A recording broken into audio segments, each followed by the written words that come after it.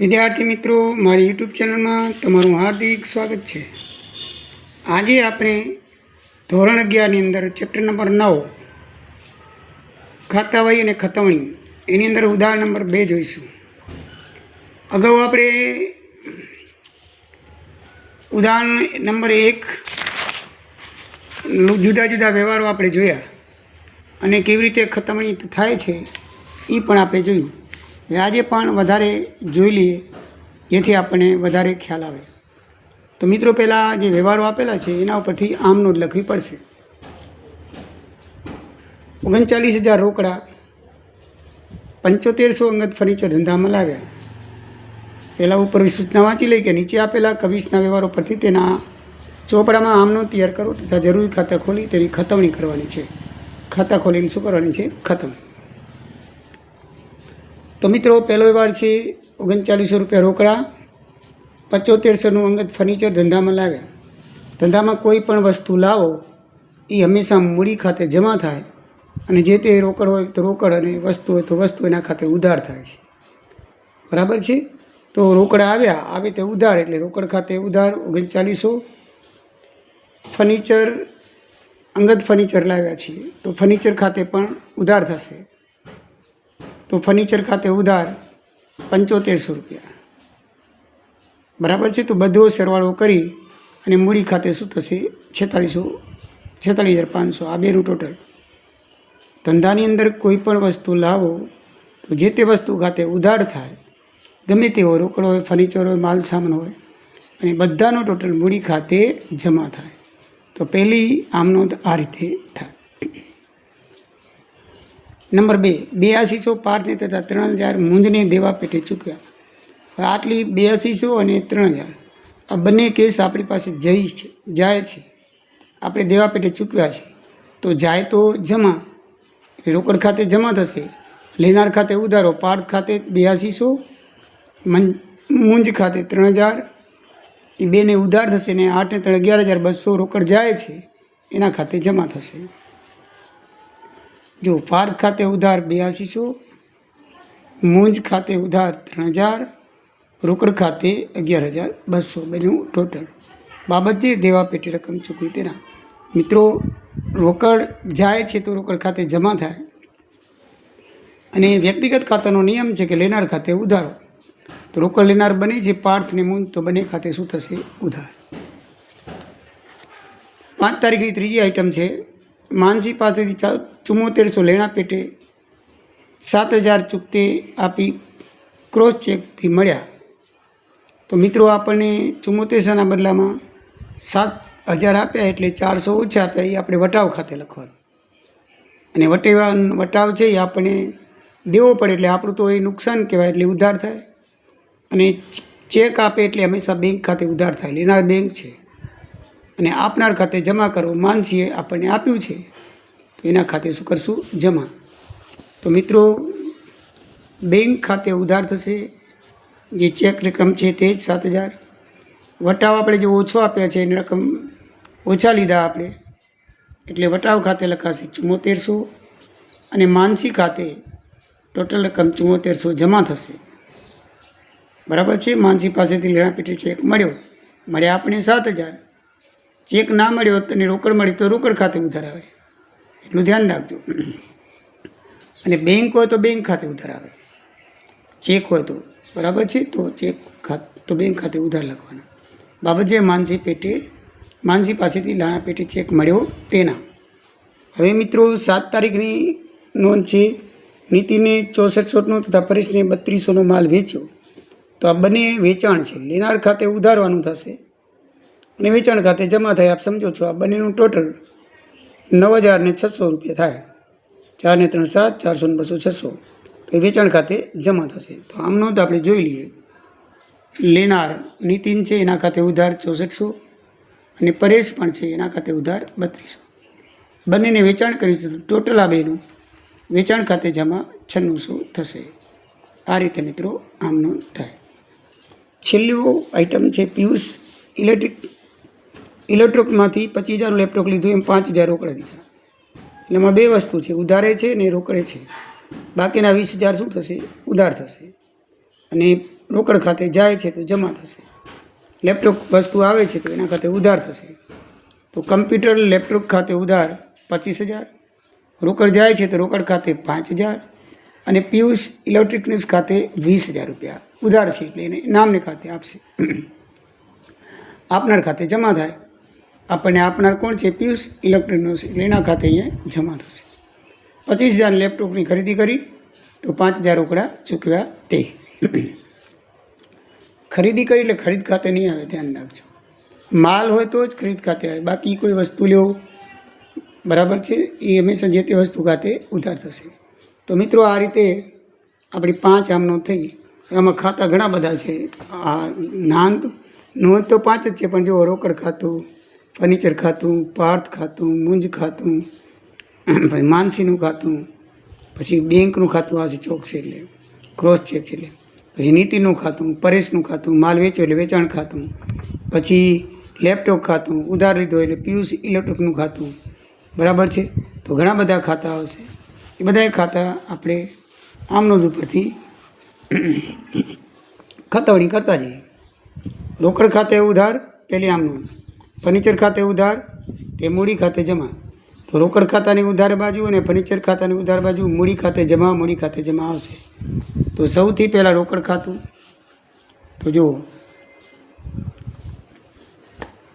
બરાબર છે, રોકડ ખાતે શું છે? ઉધાર છે. તો રોકડ ખાતાની ઉધાર બાજુ આ રોકડ ખાતું, ઉધાર બાજુ સામેની આઈટમ આવે મૂડી ખાતે. બીજું જે ફર્નિચર ખાતે ઉધાર, તો આ ફર્નિચર ખાતું, તો એમાં પણ જો સામેની આઈટમ મૂડી ખાતે આવશે 75 રૂપિયા. થઈ ગઈ મિત્રો ખતવણી, એકદમ ઇઝી ને સરળ. બીજી આમનું છે પાર્થ ખાતે ઉધાર, મુંજ ખાતે ઉધાર. તો પાર્થ ખાતાની ઉધાર બાજુ આવશે રોકડ ખાતે અને મુંજ ખાતાની પણ ઉધાર બાજુ આવશે રોકડ ખાતે. તો હવે આપણે મૂડી ખાતું ભેગું જોઈ લઈએ. તો મૂડી ખાતામાં આ બે જે ઉધાર આઈટમ હતી તે મૂડી ખાતામાં શું આવશે? જમા આવી જશે. રોકડ ખાતે જે હતી 3900 રૂપિયા અને ફર્નિચર ખાતે પણ 75 રૂપિયા જમા આવશે, બરાબર છે. મૂડી ખાતે જમા બોલ્યા હતા ને, એટલે મૂડી ખાતાની જમા બાજુ શું આવે? એની વિરુદ્ધ એટલે રોકડ ખાતે ને ફર્નિચર ખાતે. હવે આપણે આવશે પાર્થનું ખાતું. તો પાર્થ ખાતાની ઉધાર બાજુ આવશે રોકડ ખાતે અને મુંજના ઉધાર બાજુ આવશે રોકડ ખાતે, બરાબર છે. બંનેના સામે રોકડ. હવે રોકડ ખાતાની અંદર સામે શું આવશે જમામાં? મુંજ ખાતે ને પાર્થ ખાતે. રોકડ ખાતું આવ્યું આપણે, બરાબર છે. રોકડ ખાતામાં જુઓ, પાર્થ ખાતે જમા બાજુ છે, રોકડ ખાતાની જમા બાજુ. પાર્થ ખાતે 8200 અને મુંજ ખાતે 3000. સમજણ પડી મિત્રો? કાંઈ નથી, આપણે જેમ કરી છીએ એમને એમ કરતા આવવાનું છે. પછી મિત્રો બેંક ખાતું આવશે. ત્રીજી આઈટમ છે આમનો છે બેંક ખાતે ઉધાર, ચેક છે 7,000નો અને વટાવ ખાતે 400, તે માનસી ખાતે.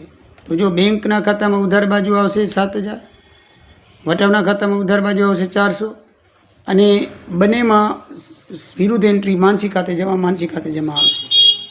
તો આપણે જોઈએ વટાવ ખાતું અને બેંક ખાતું. તો આ બેંક ખાતું છે જુઓ, બરાબર છે. તો એની ઉધાર બાજુ માનસી ખાતે આવ્યું, વટાવ ખાતું એની ઉધાર બાજુ પણ માનસી ખાતે આવી ગયું. તો માનસીના ખાતામાં આ આઈટમ પાછી જમા બાજુ આવશે, કારણ કે માનસી ખાતે જમા છે. નામ કોનું લખાશે? બેંકનું ને વટાવનું. તો જો આ માનસી ખાતું, બેંક ખાતે 7,000 અને વટાવ ખાતે 400, એટલે બંને બાજુ ઉધારને જમાની એન્ટ્રી ખતવણી થઈ ગઈ. હવે આપણે છેલ્લી આમનો છે લેપટોપની, બરાબર છે. તો લેપટોપની અંદર હજી એક છે વેચાણની. નીતિન ખાતે ઉધાર 6400, પરેશ ખાતે ઉધાર 3200. તો જો આમાં નીતિન ખાતાની ઉધાર બાજુ લખાશે 6400 વેચાણ ખાતે સામેની એન્ટ્રી, અને પરેશ ખાતાની ઉધાર બાજુ પણ વેચાણ ખાતે લખાશે 3200. વેચાણ ખાતાની જમા બાજુ આ બેના નામે આટલા રૂપિયા લખાશે. જોઈ લઈએ. તો મિત્રો હવે આવે નીતિનનું ખાતું. જુઓ, નીતિન ખાતાની ઉધાર બાજુ વેચાણ ખાતે છે 6400 અને પરેશના ખાતામાં પણ છે. જોઈ લો, પરેશના ખાતામાં પણ વેચાણ ખાતે છે 3200 આવી ગયા અને પછી આપણે વેચાણ ખાતામાં 3200 ટોટલ બંનેના વેચાણ ખાતાની જમા બાજુ ઉધાર બાજુ આવી ગયા 3200 બરાબર છે. હવે વેચાણ ખાતું જોઈશું તો આ રહ્યું. તો વેચાણ ખાતાની જમા બાજુ બંનેના નામ આવશે. નીતિન ખાતે 6400 અને પરેશ ખાતે 3200 બરાબર, વાઇસ વર્ષા એન્ટ્રી. હવે છેલ્લી આમનું છે કોમ્પ્યુટરની. તો કોમ્પ્યુટરમાં શું થયું છે, કમ્પ્યુટર લેપટોપ ખાતે ઉધાર લખશું કેટલા 25000. તો એની જમા સાઈડમાં રોકડ ખાતે આવશે 5000 અને પિયુષ એલિટ ખાતે આવશે 20000.